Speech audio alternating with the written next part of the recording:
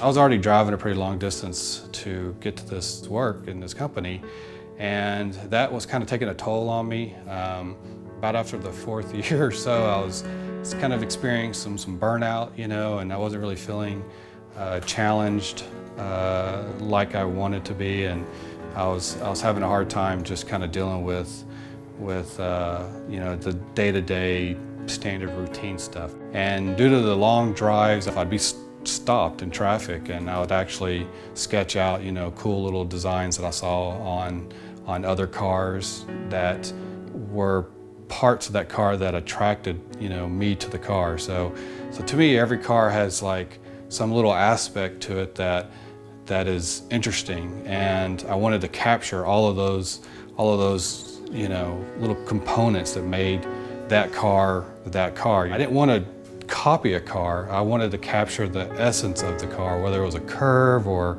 you know, a styled vent, or maybe, you know, how the wheels sat into the car, or whatever it was.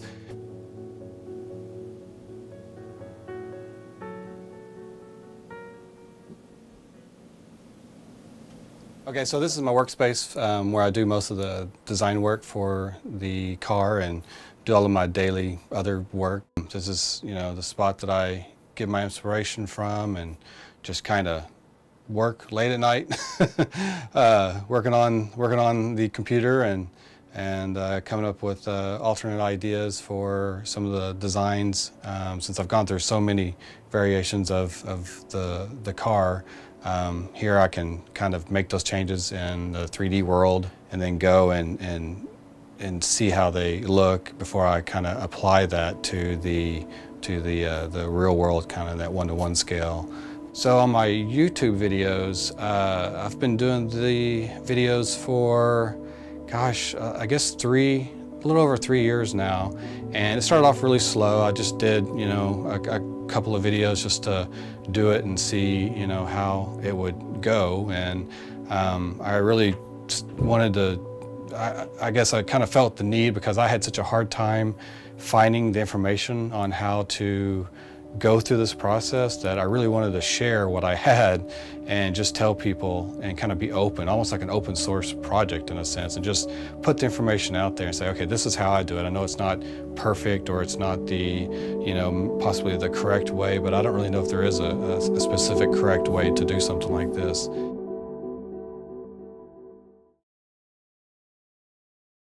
So this is kind of the home of the Blade project, which is here in my my personal garage.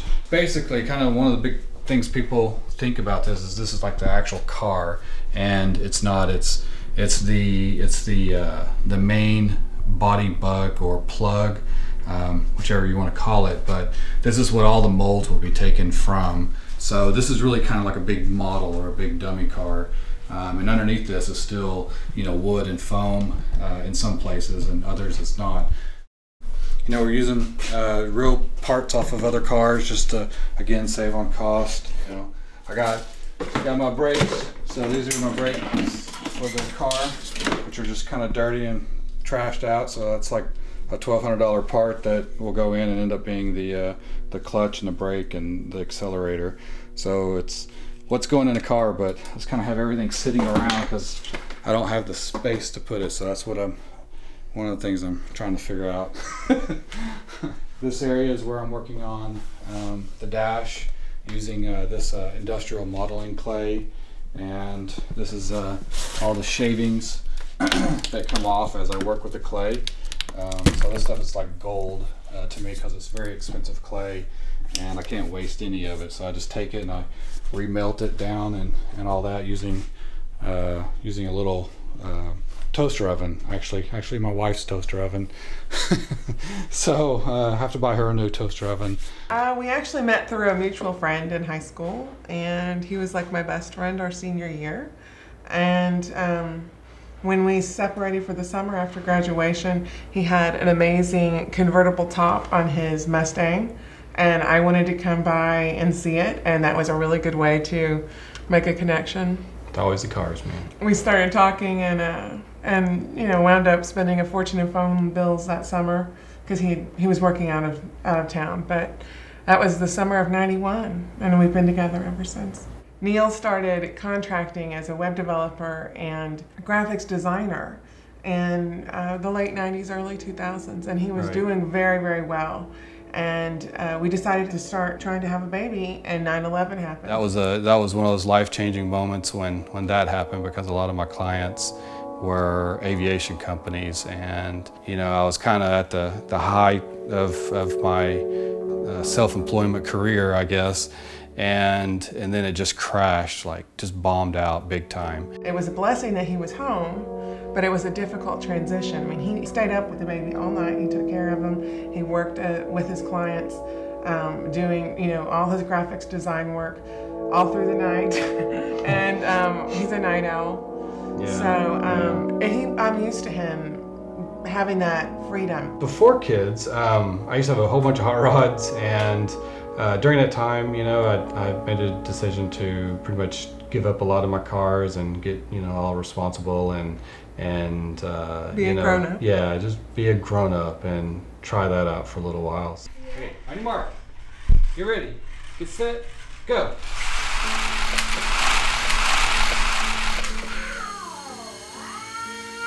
So, you know, throughout my life, cars have always been part of me somehow, and I think part of it came from my family. And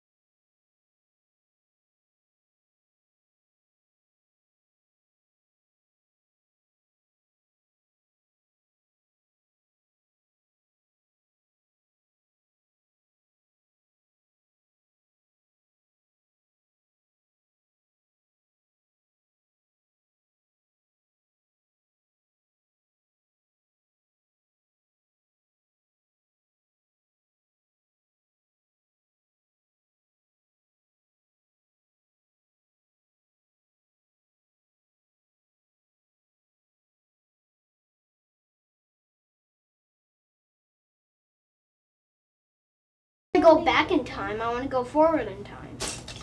How? To see if you can be carried in a bubble. What? Because I want to know that. In a bubble? Yeah, if you can be in a bubble instead of your shoes just popping it and you fall. And I want to see if, like, a real life bubble, like something you blow a little bubble thing, bubble blower. One of those, you could Ow, my head hurts.